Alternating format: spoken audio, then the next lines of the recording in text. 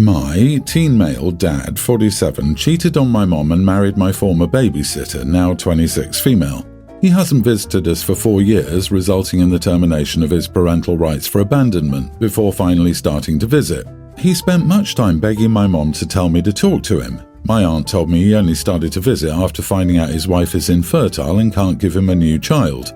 At first, I put up with his visit since my mom said I should at least be civil to him, but then he brought his wife over and she complained about our dog.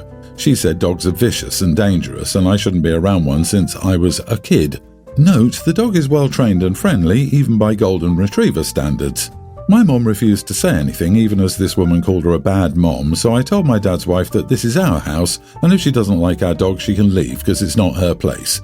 Dad then told me I should be nicer to her if I wanted a relationship with him. That was when I told him I was uninterested, after he abandoned me for years and only showed up again because he couldn't make another child to replace me and my brother. Later, my brother, 18, said I didn't have to be so cruel to him, even though he did abandon us. Was I too cruel? Now his replacement child bride couldn't give him another child. So terrible. No, OP, you spoke the truth. I guess he'll get another 20-something. Let's hope he's now the infertile one. You are not the idiot.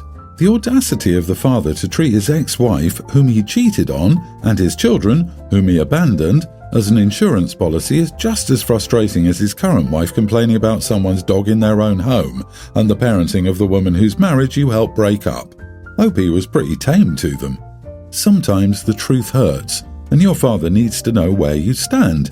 He can't just waltz back into your life like he never left and demand respect as the man of a house he doesn't own. You should give him a chance, but only after he openly admits what he did and that it was wrong, and maybe a little about why he did it. But on the other hand, if you don't want to, you don't have to. He gave up that privilege when he walked out on you when you were a tween. Good Lord, the dad was welcomed in and given a chance, and then dared to put conditions. He deserves to hear the truth and needs to face it. He's an adult. It's his job to make the effort. He does not demand concessions from his kids, so he gets his way all the time. Dad is a selfish, undeserving idiot. I don't understand what's wrong with the mom. Why is she letting her ex walk all over her and her kids in her own home? I bet mom let it happen so OP could see the true colours of dad and stepmommy. Dude, he didn't just abandon you, he thought you were replaceable. Then he realised his new wife couldn't give him more bio kids, so he wanted a relationship again. How long until he trades the wife for a younger model and tries again for bio kids and goes back to treating you as replaceable? You're not cruel, you're pragmatic. He wants a relationship for his selfish gain, not to be a genuine father to you. Update, I talked to him again and he said his wife expressed a valid concern and that having a dog isn't such a good idea, so I told him I don't want to talk to him anymore. He looked pretty shocked and asked me if I was choosing my dog over him. I said yes. I already blocked his number and Mom agreed it was for the best and that she no longer wanted to play nice. This story concerns my 2 oldest kids, Taylor, female teen, and Noah, nearly adult male. Taylor has a best friend named Anna and they've known each other for years. She's over all the time. Noah had a crush on her and asked her out.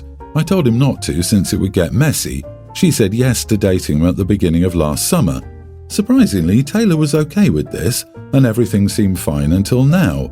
Anna broke up with him 2 weeks ago before she left on a family trip. Things settled and Taylor is still best friends with her. Since the two are still great friends, she was over yesterday to do some work. Noah was upset and it started an argument when he approached her and told her to get out. They were at the kitchen table. She didn't leave since he didn't have the power to kick his sister's friend out of the house, especially with Taylor making it really clear she's her guest. He came up to me and asked me to ban Anna from the home and I told him no. This is your sister's best friend and she isn't doing anything to you. This resulted in another argument where I told him he needed to deal with seeing her and I told him this would be messy from the beginning. He isn't speaking with me after calling me an unsupported jerk. Am I the idiot for refusing to ban my son's ex-girlfriend from the home and telling him he needs to deal with seeing her? Not the idiot. Young love, oh how it hurts. Thank you so much. I needed to laugh at some teenage angst this morning. Your son will look back on this one day, probably after he's married and has children of his own, and laugh and realise how silly he was. Hopefully he learns to avoid dating family friends since they don't go anywhere.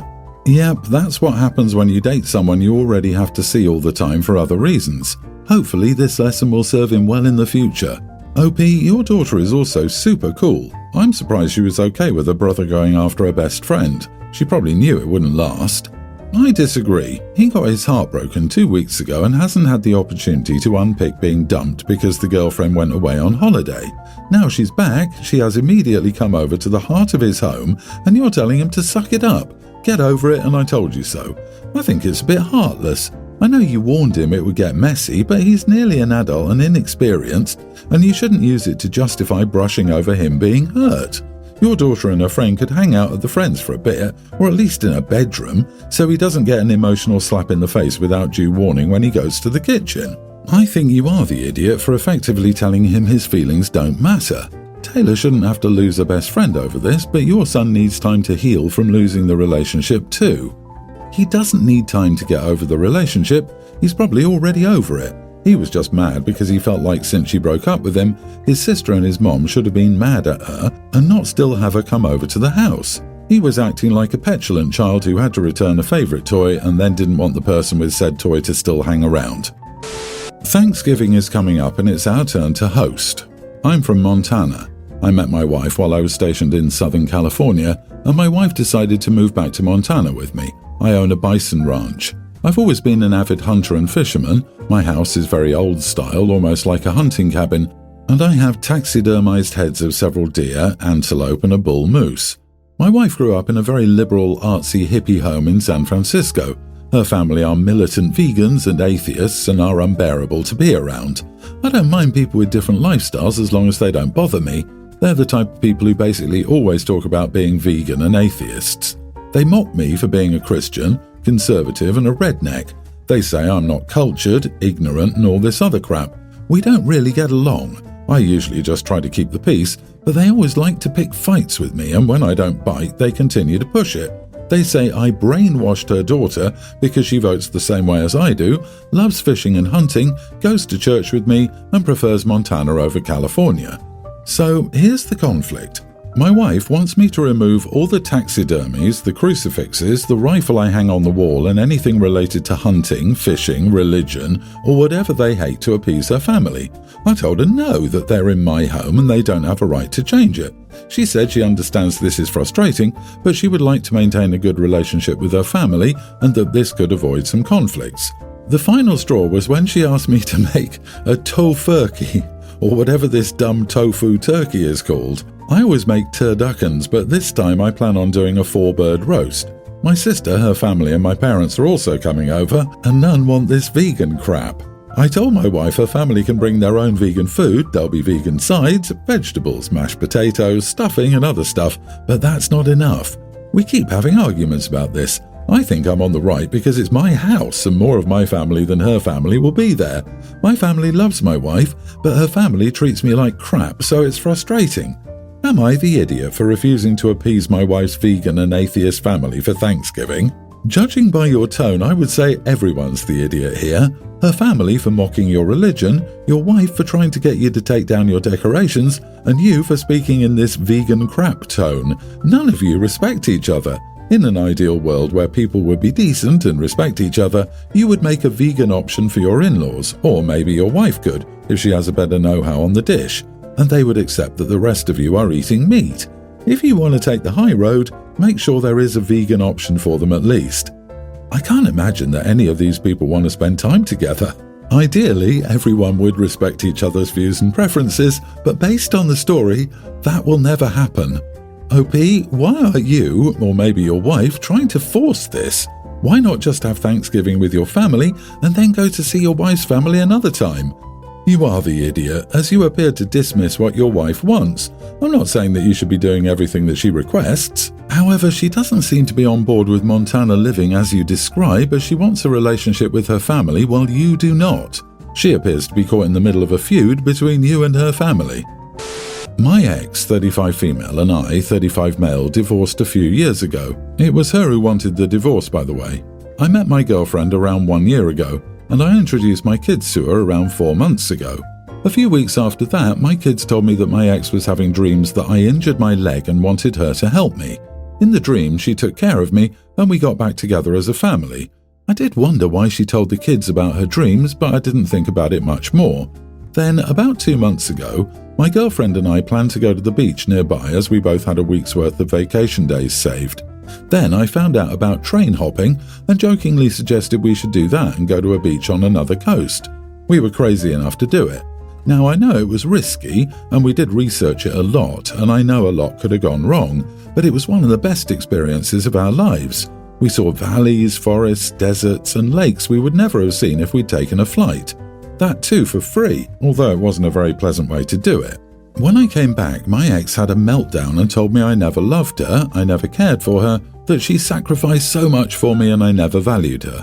When I inquired more, floodgates opened. Turns out she's been cyber-stalking my girlfriend for the past 4 months. My girlfriend is very active on Instagram and posts about random things I do for her. I make late-night snacks for her when she's working. I handmade a wooden ring for her.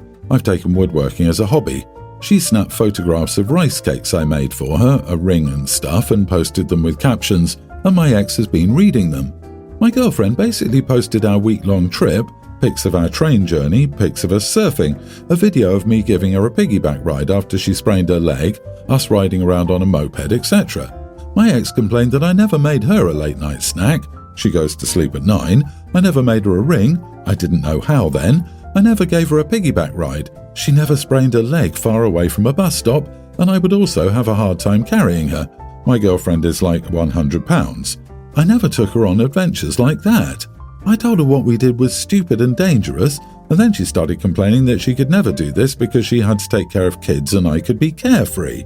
She complains that my girlfriend is a bad influence on me since she's very young. She's only 8 years younger than me. Then she kept saying that my girlfriend would get me hurt because of stupidity and that I don't care for my kids to put myself in danger. Honestly, I get where she's coming from. I could have done more lovey-dovey stuff with my ex, but my girlfriend is incredibly cute and brightens up by the small things I do for her, so I want to do it more.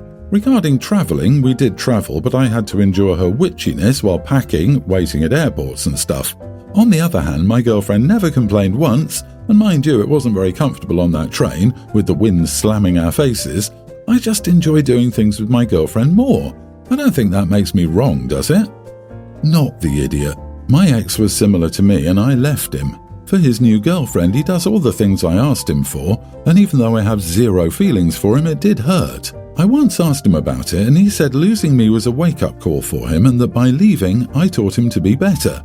It's bittersweet, of course, but I'm proud of him for his growth and that I was part of that journey. I think your ex is hurt you're with a younger woman and she feels left behind as a chapter for you, while her reality is still to do the work. I'm not saying she's right, but I'm trying to empathise with how she might feel. OP, train hopping as a parent tells me everything I need to know.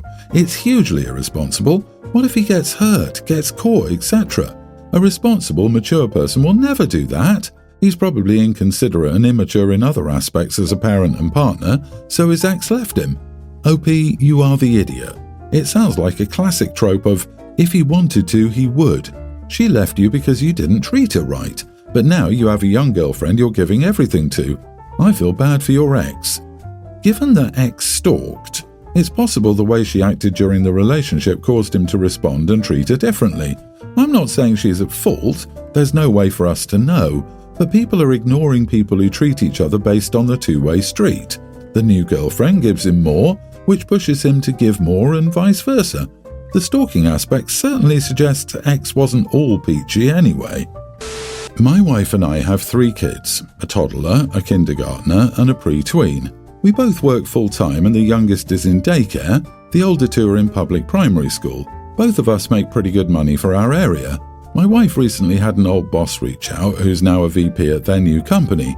They're hiring for a director position that would pay about the same but offer a fancier title. The thing about this job is it would require extensive travel, both internationally and domestically. She would be on the road roughly 50 to 75% of the time.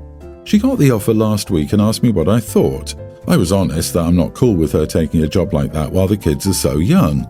With both of us at home and working full-time, my hands are full enough as it is, and I can't imagine how it would be to basically be a single parent 50 to 75% of the time. She was very upset as she hadn't travelled a ton in her life and this would be an opportunity to do a lot of it on the company's dime. I told her that as a compromise we should find other areas in our budget to cut back on to try to do more travel together. She's mad at me and saying I'm being unsupportive of her dreams. Personally, I feel like she's an unsupportive spouse and co-parent who wants to put all of the parenting on me the majority of the time. Am I the idiot? Not the idiot. The pay is the same and the benefits are worse, which equals a downgrade in overall compensation. With your wife being away that much, your household expenses will likely rise, occasional childcare, increased eating out, buying new things because neither of you has time to repair. Your family will be worse off financially. That's before even starting to address the missing personal time of evenings and possibly weekends while she's away for work. Frankly, I can't even believe she's considering it. You are being a responsible spouse and father. You have a family, and it's best served with 2 active and present parents. This isn't a dream job. It's a cool job with perks that serve her at the family's expense.